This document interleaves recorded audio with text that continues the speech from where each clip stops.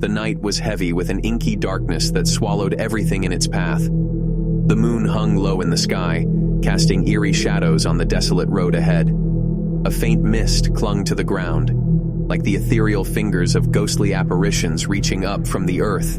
The air was thick with an unsettling stillness, broken only by the distant rumble of thunder.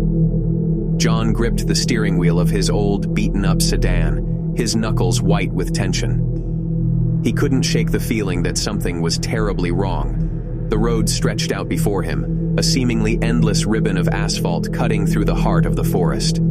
Tall, gnarled trees loomed on either side, their branches reaching out like skeletal fingers, ready to snatch him away into the abyss of the night.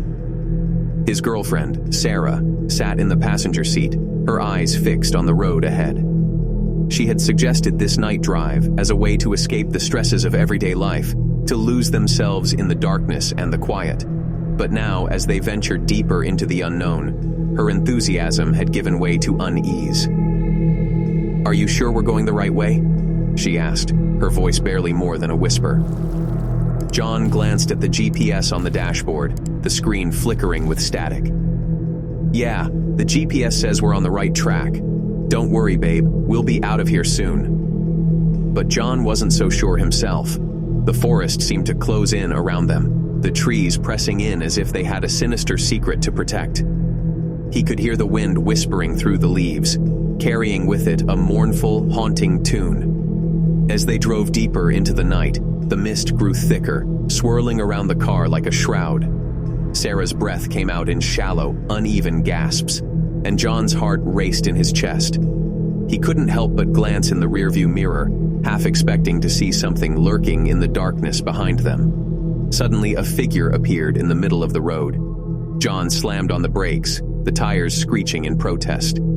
The headlights illuminated a woman standing in the middle of the road, her long, tangled hair hanging like a curtain over her face. She was dressed in a torn and tattered white dress that billowed in the wind. John and Sarah sat frozen in their seats, their hearts pounding in their chests.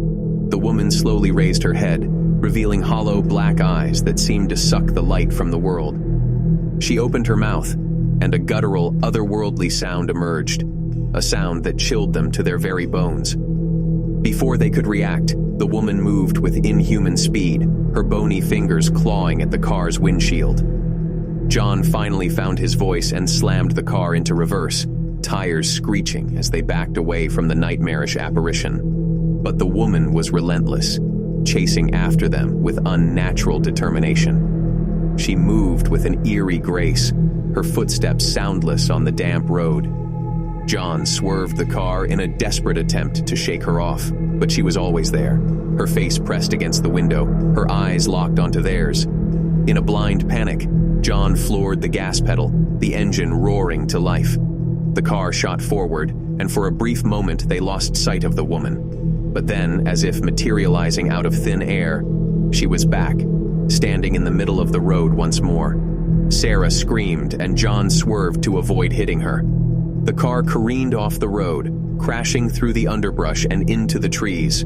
The impact was brutal, sending shockwaves of pain through their bodies. The sedan came to a jarring stop, and for a moment, there was nothing but darkness and the sound of their own ragged breathing. As their senses slowly returned, John and Sarah realized that they were trapped. The car was wedged between two massive trees, and there was no way out.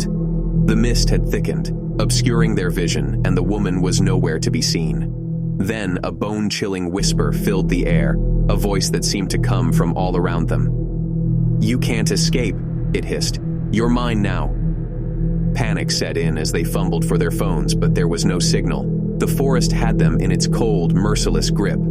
They were alone, surrounded by darkness and the unknown. Hours passed, and John and Sarah huddled together in the car, their fear growing with each passing minute.